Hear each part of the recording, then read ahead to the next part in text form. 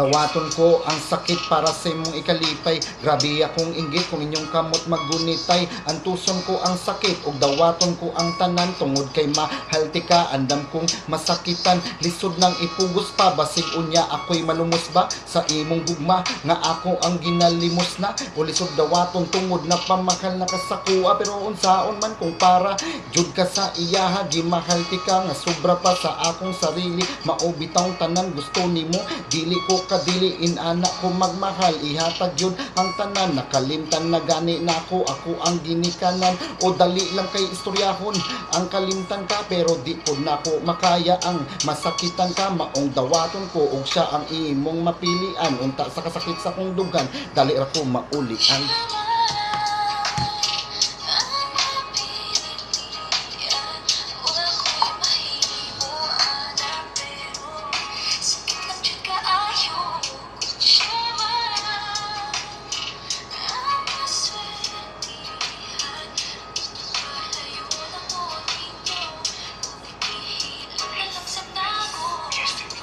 Andam kong magparaya kung sa jud imong pilion. Bahalag sa kuway kaw mawala, ako anang dawaton. Pero unta di kanya pasakitan, iya kang mahalon. Kay kung kana mahitabo, andam kong ikaw bawion. Swerte na kay ko kung ako ang imong pilion. Ihatag ko tanan sa imo, pati bulan ug bituon. Pero imposibleng mahitabo, usar ako ka pobre. Street foods lang gani ang kaya nako sa imong malibre. Way sakyanan, way motor, usara taon ko ka simple. Construction worker at taon, dili pa jud permente.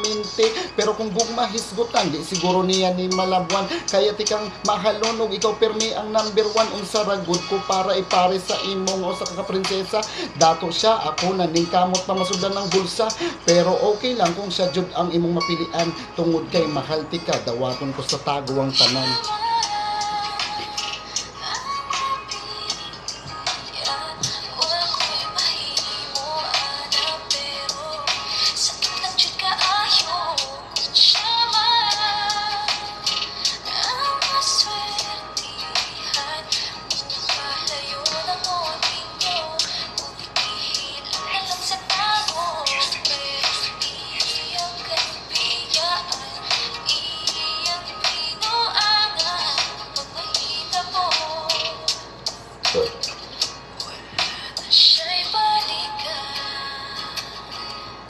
Yes, thank you.